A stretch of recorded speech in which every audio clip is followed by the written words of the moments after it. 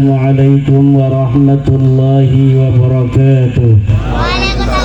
Alhamdulillah, salatan wassalaman ala rasulillah, amma ba'du. Saya ashabul fadail hadaratil mukarramin, para alim, para ulama, para kesepuhan, wabil khusus al-mukarram al-musharraf Sayyid Zulfikar Asy-Syaibani mata'anallah bi thali hayatih, Yai Saifuddin Zuhri, Yai Ismail, Yai Badru, Ketua PWI LS DPW Jawa Timur Kiai Haji Syekhur Rijal, Ketua DPD PWI LS Kabupaten Blitar Yai Khairul Al-Hafidh Al-Hamil, para panitia, wabil khusus Ketua Ki Ahmad, Panglima Laskar Sabilillah Kabupaten Blitar, para sahabat-sahabat yang telah dilantik dari DPD PWLS Kabupaten Blitar, Bapak Camat, Bapak Kapolsek, dan seluruh para hadirin hadirat, ma'asyiral muslimin, para pecinta Wali Songo di mana saja Anda berada, wabil khusus yang hadir pada kesempatan malam hari ini di bumi Loh Daya, bumi di mana di bumi ini terbaring pejuang Indonesia, proklamator kemerdekaan Indonesia, putra sang fajar, Bapak Insinyur Soekarno. Malam hari ini pengajian juga dalam rangka memperingati Hari Kebangkitan Nasional. Hari Kebangkitan Nasional diperingati tanggal 20 Mei. Pada hari itu, pada tahun 1908 terbentuklah Budi Utomo. Sebelumnya terbentuk Syarikat Islam pada 1905. Kemudian terbentuk Budi Utomo 1908. Kemudian terbentuk pula Muhammadiyah 1912. Kemudian terbentuk Nahdlatul Ulama 1926 dalam rangka menyongsong kemerdekaan 1945. Tidak ujuk-ujuk 1945 lahir, kecuali sebelumnya ada kebangkitan nasional, kebangkitan dari seluruh putra-putri Indonesia. Apa itu kebangkitan nasional? Adalah kesadaran bahwa hari ini kita dijajah, kesadaran bahwa masa lalu kita adalah bangsa besar, kesadaran leluhur kita adalah para raja-raja agung, kesadaran bahwa Nusantara adalah peradaban tua di dunia, kemudian dikikis habis oleh para penjajah, kemudian menjadi jajahan puluhan tahun bahkan ratusan. 1901 lahirlah putra sang fajar Insinyur Soekarno di Surabaya, yang kemudian pada tahun 1905 terbentuk Syarikat Islam, kemudian Budi Utomo. Di situ kebangkitan nasional artinya adalah kesadaran bahwa kita bangsa besar yang kalau kita melawan dan kalau kita sadar hari ini kita dijajah, maka kita akan bisa mengalahkan musuh, bahkan mengusirnya dengan kehinaan. Kenapa hari ini kita tidak bisa untuk berdiri tegak sebagai bangsa besar, bangsa yang memiliki sejarah di masa lalu, bangsa yang telah menjadi sebuah bangsa yang telah menghiasi peradaban dunia dengan Gunung Padang, dengan Borobudur, dengan Prambanan, dengan kerajaan besar Majapahit yang menguasai seluruh Asia Tenggara, dengan Mataram, dengan Demak, dengan Banten, dengan seluruh kerajaan-kerajaan besar di tanah Aceh, di tanah Kalimantan, di tanah Sulawesi, di tanah Maluku, di tanah Papua, di tanah Nusa Tenggara, di tanah Bali, di tanah Madura. Semua putra-putra wayah, putra-putra agung Nusantara lahir. Sebelum kita dijajah, kita bangsa besar yang Portugis sangat takut kalau menghadapi bangsa Nusantara. Negara-negara Eropa pertama kali datang ke Indonesia ini, mereka menjadi orang yang nervous. Mereka tidak pede menghadapi bangsa Nusantara. Kenapa? Karena bangsa Nusantara ini bangsa yang telah mendapatkan anugerah, diberikan kecerdasan otak. Industri perkapalan kita lebih hebat pada abad ke-15 daripada Eropa. Kapal-kapal Jepara, kapal-kapal Demak, kapal-kapal Banten itu lebih besar daripada kapal-kapal Portugis. Kemudian mereka datang ingin berteman, mereka datang dengan sopan santun. Lama-lama mereka menguasai perdagangan, lama-lama mereka menguasai pelabuhan, lama-lama mereka menjalin kerjasama dengan londo-londo ireng, dengan pengkhianat-pengkhianat bangsa. Akhirnya pengkhianat-pengkhianat bangsa itu yang juga bangsa kita, sebagian mungkin turunan zaman dulunya dia bukan orang Indonesia, itu pengkhianat-pengkhianat.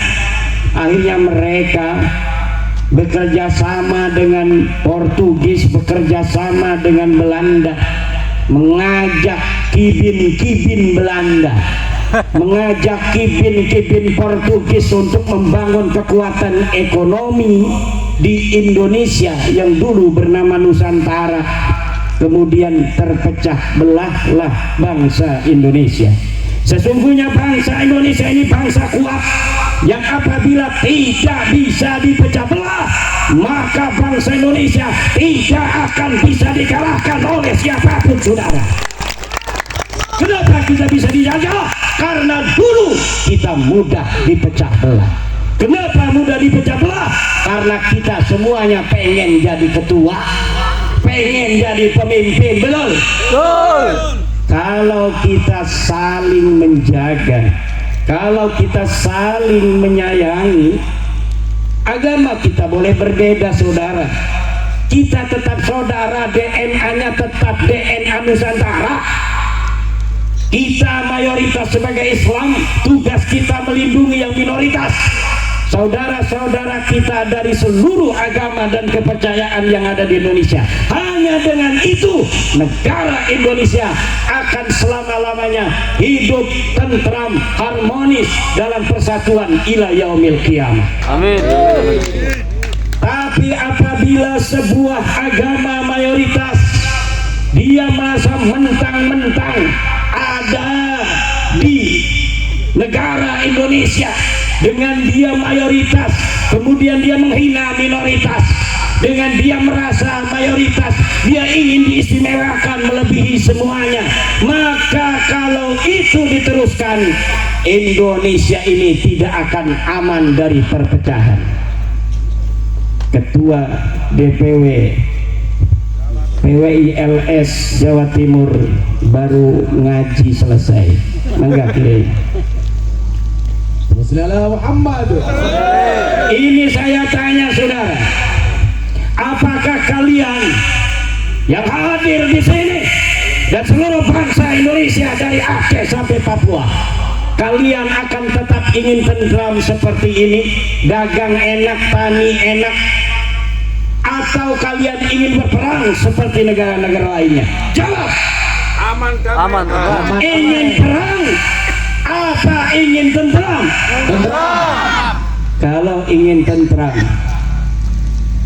hal-hal yang bisa memecah belah bangsa Indonesia ini, keangkuhan mayoritas, harus dikikis habis, karena dia hanya fata morgana iblis. Bangsa Indonesia ini akan menjadi bangsa besar jika persatuan dan kesatuan kita kedepankan di atas perbedaan agama, di atas perbedaan suku bangsa, di atas perbedaan primordial. Jangan merasa orang Banten lebih mulia daripada orang Blitar. Jangan merasa orang Blitar lebih mulia daripada orang Banten. Semuanya sama di mata polisi. Kita hanya sebagai bangsa yang harus nurut. Kalau lewat lampu merah, tilang semuanya, walaupun punya foto dengan Kapolri. Begitu. Jangan polisi ada tilang, saya Zulfikar foto dengan Kapolri, tuh saya foto sama Kapolri. Enggak berani itu polisi lalu lintas, tidak boleh begitu. Saya Zulfikar yang kenal dengan Kapolri, dengan para laskar sabilillah yang fotonya dengan saya, di mata hukum semuanya sama. Betul? Betul. Tidak boleh saya Zulfikar yang punya foto dengan Kapolri dan laskar sabilillah yang foto punya dengan Imaduddin Usman saja kemudian ditilang. Ini ada Imaduddinnya, tilang ini dengan Kapolri, tidak bisa ditilang. Tidak bisa.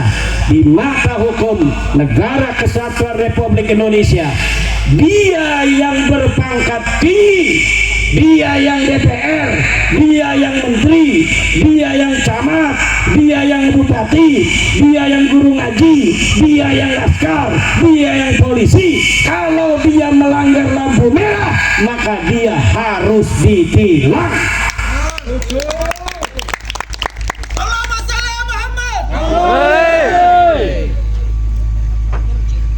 Tidak boleh hukum tajam ke atas, tumpul ke bawah. Salah nggak? Sebaliknya, tumpul ke atas, tajam ke bawah. Tidak boleh di negara Indonesia ini, betul. Dan Indonesia telah membuktikannya, saudara. Berapa menteri yang ditangkap oleh KPK, betul. Berapa pejabat yang telah ditangkap oleh polisi, betul. Maka kita harus percaya pada penegak hukum kita. Kalau kita berbangsa dan bernegara, aturannya kita harus percaya pada penegak hukum. Kalau kita masyarakat sipil, harus husnudzon terhadap pemerintah. Betul? Betul.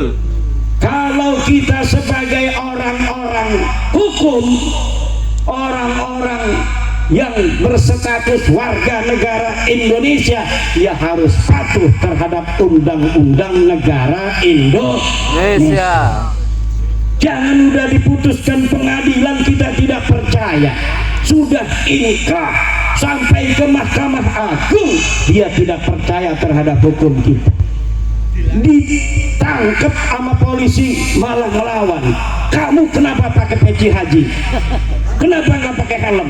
Peci haji saya ini, kalau peci haji saya ini, kalau saya jatuh dia tidak pecah, Pak Polisi. Kalau helm dia pecah, tetap itu tidak SNI. Itu yang namanya peci haji, walaupun sakti, dia sudah dikasih hijab nasor, tetap dia tidak SNI. Kalau dia pakai motor harus ditangkap Pak Polisi, walaupun dia pakai peci haji, sorban, ngomong saya ketua DPD PWI Kabupaten Blitar, tangkap aja kalau dia nggak pakai helm. Saya yang perintahkan, wakil ketua umum DPP PWI pusat, kalau ada laskar pakai motor tidak pakai helm, tangkap Pak Polisi. Setuju? Kalau laskar aja ditangkap, apalagi kibin yang memasukin kuburan, apalagi yang menjaga Nusantara aja. Para laskar sabilillah yang mengembalikan harkat martabat bangsa Indonesia, Kalau dia tidak pakai helm maka tetap harus ditangkap. Betul? Betul. Apalagi kibin kuburan nggak ada orangnya dibikin kuburan. Betul? Betul. Katanya Habib Ahmad Al-Habsyi wafat 1700. Padahal kagak ada sejarahnya, kagak ada orangnya. Apabila ada yang begitu, hancurin apa biarin? Hancurin apa biarin? Hancurin. Tadi Sayyid Zulfikar Asy-Syaibani mengatakan salah satu cara para musuh-musuh suatu bangsa ingin menghancurkan bangsa itu adalah rubah sejarahnya lalu kaburkan sejarahnya. Orang-orang yang berjuang di bangsa itu kemudian dianggap sebagai pecundang pada masa perjuangan, kemudian dianggap sebagai pahlawan. Ini melongo kenapa? Apakah betul ini telah terjadi di negara kita? Betul. Betul apa tidak? Betul. Kalau begitu siapkah kita berjuang menjaga marwah leluhur kita? Siap. Menjaga setiap jengkal tanah Indonesia ini? Siap. Siapkah saudara-saudara Laskar Sabilillah bantu Prabowo, bantu Gibran untuk menjaga bangsa dan negara Indonesia ini? Siapkah kalian kalau negara kekurangan tentara, kemudian kalian dijadikan tentara paling depan, ditembak paling dahulu kalah? Siap?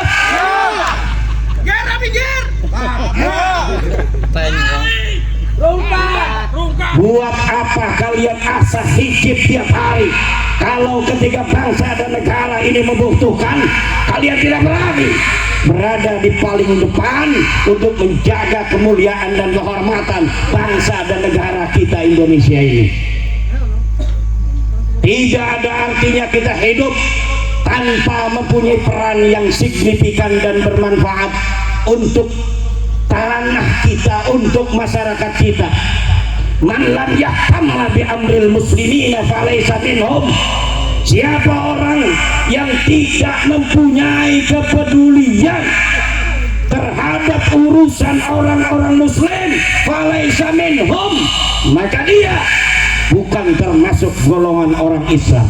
Umat Islam dijadikan budak oleh orang-orang yang mengaku keturunan Nabi, tapi dia diam. Bahkan dia mengatakan, hei PWILS, kalian jangan mencaci, kalian jangan mencaci orang, jaga persatuan, jaga kesantuan. Hei, kalau sama PWILS Anda bilang kita harus jaga kesantunan, kenapa Anda diam ketika Rizik Syihab mencaci maki presiden saya Joko Widodo? Kenapa Anda diam ketika Rizik Syihab mencaci maki waliullah Gus Dur radhiyallahu anhu? Kenapa Anda diam ketika Nahdlatul Ulama dihinakan oleh siapa namanya? Faisal Asegaf. Ketika Mbah Hasim dihinakan Anda diam. Lalu ketika kami putra putri Nahdlatul Ulama membalas semua itu, Anda katakan Anda bukan NU karena Anda mencaci maki. Saya mencaci maki, kita Laskar Sabilillah mencaci maki, bukan orang baik tapi orang yang sukanya mencaci maki. Wa in aqabtum fa'aqibu bimisli ma uqibtum bih. Kalau engkau mau balas, kata Al-Quran, maka balas sebagaimana perbuatan mereka. Dan kita belum seleting balasannya, ini belum selesai, saudara. Betul apa tidak? Betul. Sudah banyak yang mereka lakukan, menghina-hina para pemimpin kita, para ulama kita. Betul? Betul. Kita hanya ngomong, hei kamu bukan cucu Nabi, katanya mencaci maki. Kamu DNA-nya bukan DNA turunan Nabi, kamu bukan orang Arab, marah. Padahal itu kajian ilmiah, saudara. Ini ada kitabnya di abad kelima. Ahmad bin Isa kagak punya anak, Ubed. Ada kitab Tahdhibul Ansab, saudara. Ada kitab Muntaqilatul Talibiyah. Ada kitab Al-Majdi. Ada kitab As-Sajaratul Mubarakah. Ada kitab Al-Asili. Ada kitab Al-Fahri. Hafal sampai itu. Masya Allah. Ini bukan fitnah, saudara. Kalau ente bukan cucu Nabi, sadar aja.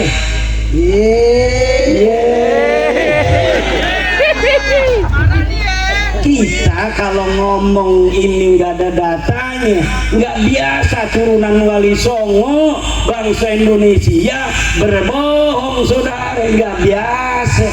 Kita bangsa Indonesia turunan para raja mulia-mulia, para wali, para orang-orang yang bikin Borobudur. Kita orang-orang mulia, tidak biasa berbohong, tiada bisa mencaci sebenarnya. Tapi karena lu mencaci, maka gue caci lu. Kenapa lu mencaci gua diam, gua caci lu marah?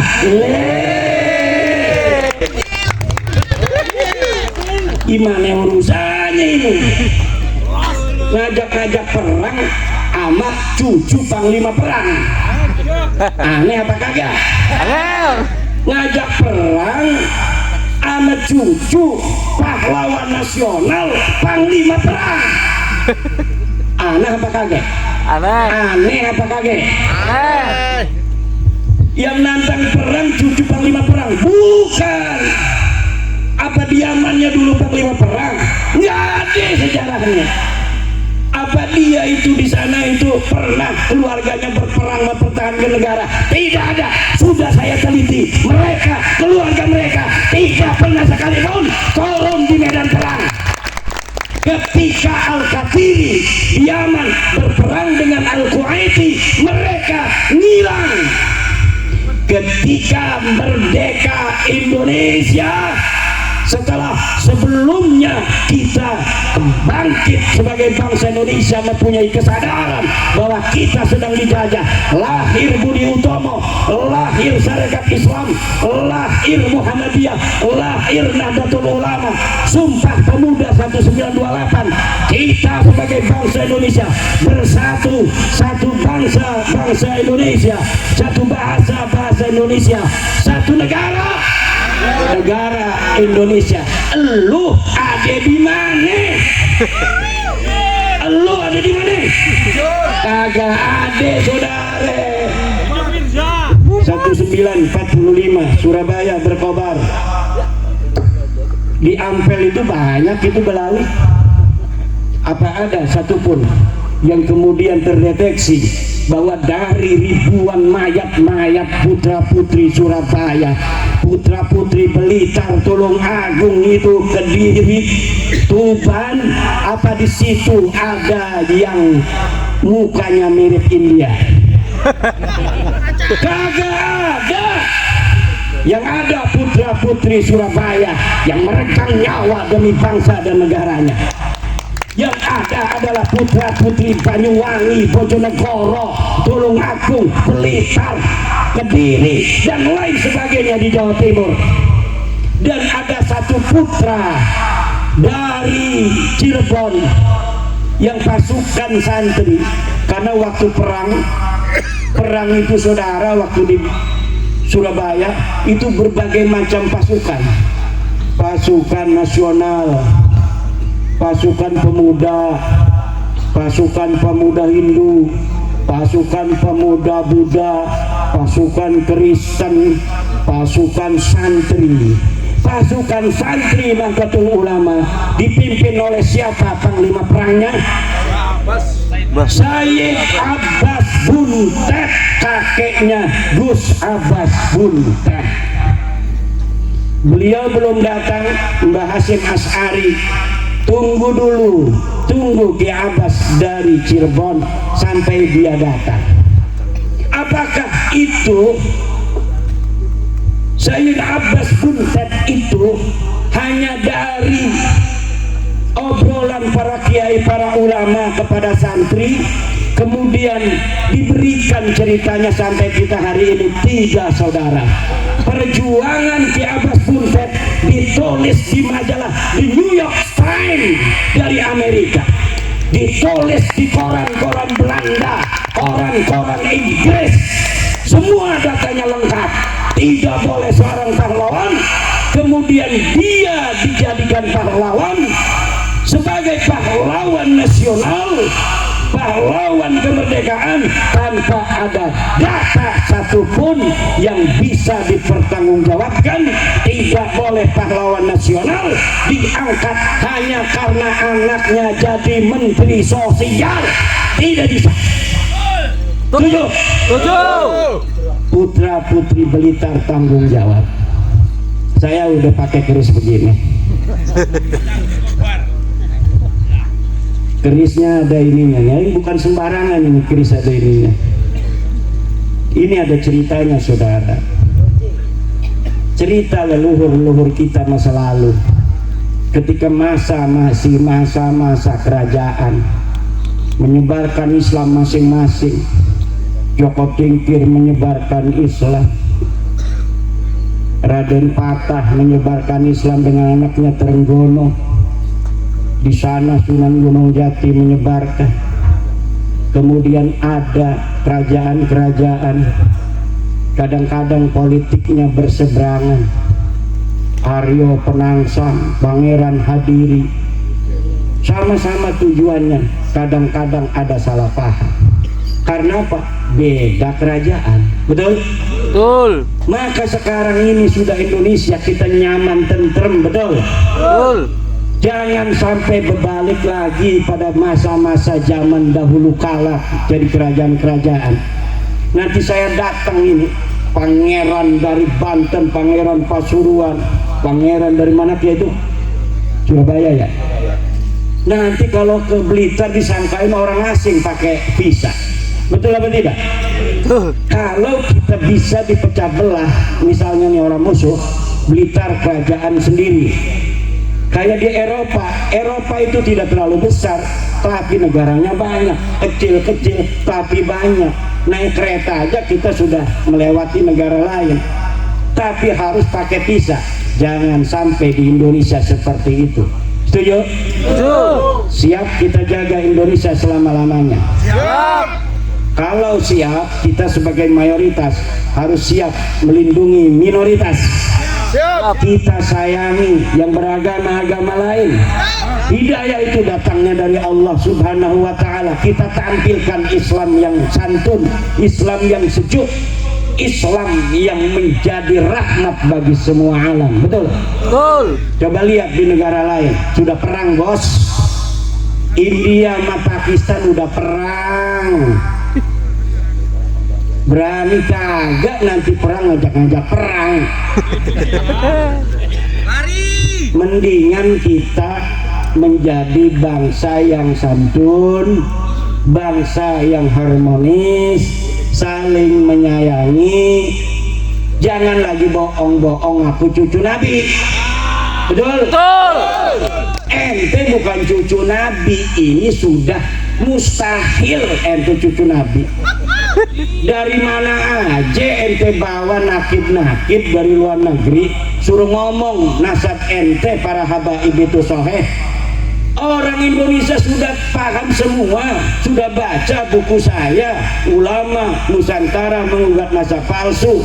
Datanya sudah qat'iyyud dilalah, sudah tidak bisa lagi ada celah untuk menjawab daripada terputus, dan sudah qat'inya bahwa Ba'lawi bukan keturunan Nabi. Tidak mungkin bisa untuk diganggu gugat lagi. DNA ente bukan orang Arab, pokoknya bukan orang Arab aja.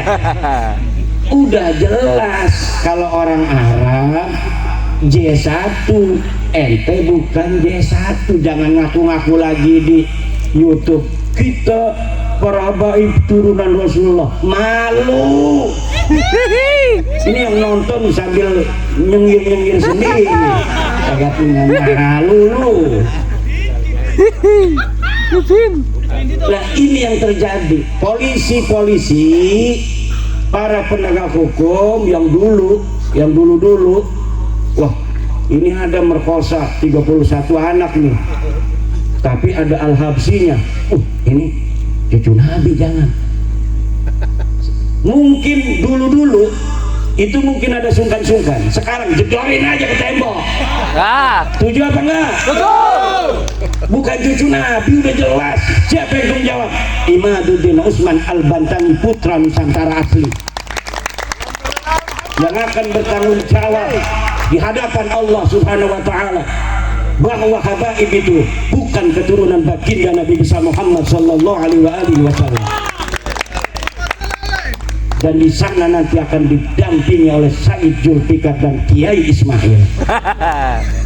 Jangan takut. Ini kesepuhan ini Masya Allah luar biasa. Di mana saja kegiatan PWI, kalau beliau lagi ada waktu, beliau hadir sampai ke Kresek, kampung saya. Masya Allah. Ini namanya Sayyid Syarif Ismail, kesepuhan Nahdlatul Ulama di Surabaya. Ini Nahdlatul Ulama kita jaga, tapi Nahdlatul Ulamanya harus kembali ke ajaran Wali Songo. Betul? Betul. Bagaimana kembali ke ajaran Wali Songo? Yaitu menomorsatukan Nusantara di atas segalanya. Betul. Menomorsatukan Nusantara di atas segalanya. Semuanya yang harus dilakukan Nahdlatul Ulama adalah demi sebesar-besar tegaknya persatuan dan kemuliaan bangsa Indonesia. Jangan biarkan warga Nahdlatul Ulama dijadikan budak oleh bangsa lainnya. Jangan jadikan warga Nahdlatul Ulama seperti ayam yang dilemparkan ke mulut buaya. Kenal Kiai Syukran Mamun? Kenal. Jawab yang keras. Kenal. Kenal Kiai Syukran Mamun? Belum kenal, tahu tapi. Kata Kiai Syukran Mamun, kalau ada yang mengaku cucu Nabi, kita muliakan walaupun dia bohong. Kata Kiai Syukran Mamun, karena apa? Karena bohongnya itu urusan dia di hadapan Allah. Tapi dengan dia mengaku cucu Nabi, kemudian kita muliakan, niat kita memuliakan Nabi, kita tetap dapat pahala. Ini walaupun mungkin ada benarnya sedikit, walaupun ada benarnya sedikit, yang banyak itu salah dan pembodohan umat. Karena ini sama saja melemparkan ayam di mulut buaya yang sedang menganga. Betul apa tidak? Betul. Udah tahu buaya dilemparin ayam, dimakan.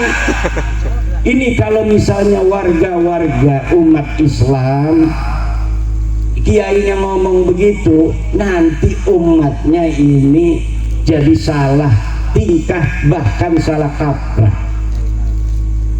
Kalau dia bisa masih memilah, tapi kalau umat kalau sudah dengar begitu, kalau dia mungkin saja tidak akan didawir, tapi kalau di bawah mereka berani mendawir. Betul apa tidak?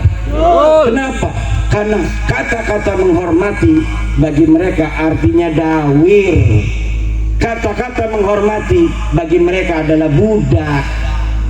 Dan kita bukan budak, kita turunan raja. Ente turunan siapa? Turunan saya, leluhur saya adalah Raden Wijaya, penguasa dari Majapahit. Ente turunan siapa? Ane turunan Prabu Siliwangi. Ada batunya, batu tulis, jelas sanadnya, jelas dalilnya, jelas datanya. Ente turunan siapa? Pakai Mukodam. Mana datanya Pakai Mukodam pernah dilahirkan di atas dunia? Kagak ada. Tapi wajib husnudon. Nggak mau kita. Nggak ada datanya, kita wajib husnudon. Kita bangsa Indonesia, bangsa besar, kebangkitan nasional 20 Mei jaga seluruh bangsa Indonesia, kita jaga pemimpin-pemimpin kita.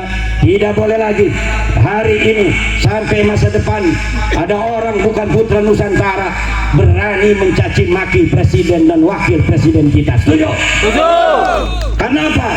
Karena kemuliaan presiden dan wakil presiden adalah kemuliaan kita sebagai bangsa dan negara.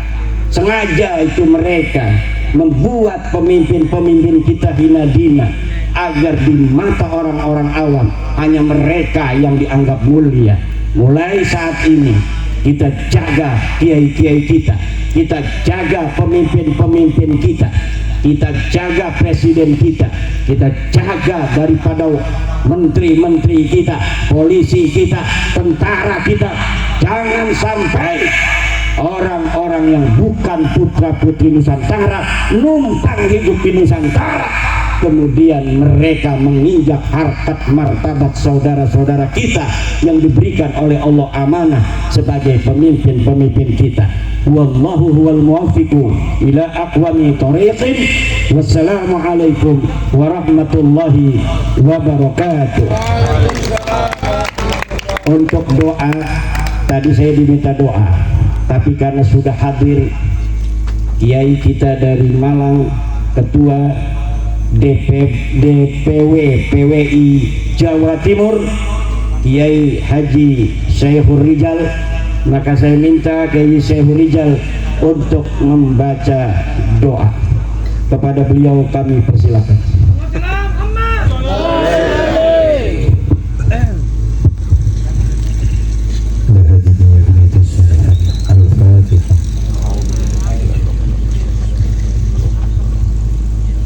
Allahumma salli wa sallim ala sayyidina Muhammad wa ala alihi wa sahbihi. Alhamdulillahi rabbil alamin.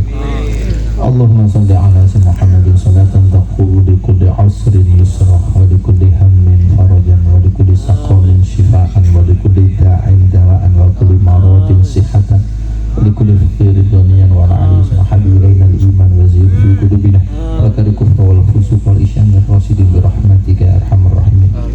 Allahumma aikid qulubal ulama wal awliya wal zu'ama wal muslimin wal mu'minin min naumi khuflatimul amiq wahdi ila sabili rosad.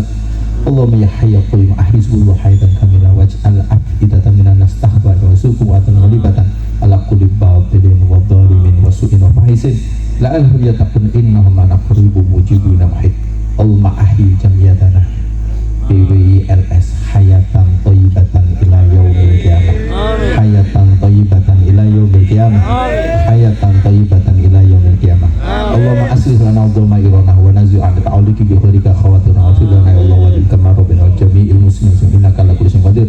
Allahumma kashifa kulli kurbatin wa mujiba kulli da'watin jabira kulli kasirin wa syamkulli najwa hadira kulli balwa wa yamma nasi wahid ya sahibal ya Allah nas'alaka fi kulli min khubbaka hatta tusamma sibaka taj'alan farjan makhrajan fa anta rahimna ya Allah ya arhamar rahimin. Allahumma farrij humumana waqdi hajatina bi haqqi awliya'i tis'ah wa bi karomati awliya'i tis'ah wa bi sirri awliya'i tis'ah wa bi fadilati awliya'i tis'ah wa bi barakati awliya'i tis'ah ya Allah tawar unsurna ala ajal ya Allah ya Allah ya Allah ya Rasulullah ya Rasulullah ya awliyaillah ya wali Allah ya wali nuqaba ya wali ruqaba ya wali nujaba ya wali abdal ya wali autad ya wali akhtab ya wali ghasil ahyad ya wali sudad dar ya sekolah kubbar rabbani semazani ya muhyiddin Syekh Abdul Qadir Al-Jilani anta subul jalala jalalata Muhammad Muhammadin jalalu wa anta subul haibah haibata Muhammad Muhammadin haibatu anta subul fadilah fadilata Muhammad fadilatu anta subul karamah karamata Muhammad karamatu anta subul syafa'ah syafa'ah musyafatu anta subul ijazah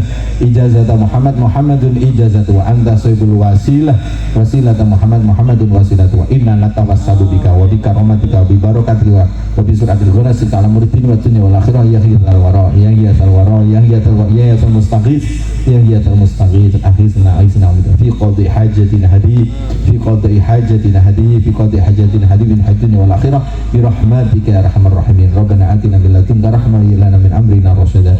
Rabbana atina fid dunya hasanah wa fil akhirati hasanah wa qina adzabannar wa adkhilna al-jannata ma'al abrar ya aziz ya ghafar ya rabbal alamin. Wa sallallahu ala sayyidina Muhammad wa ala alihi wa sahbihi. Subhana rabbika rabbil izzati amma yasifun wa salamun ala mursalin walhamdulillahi rabbil alamin. Sirril Fatihah.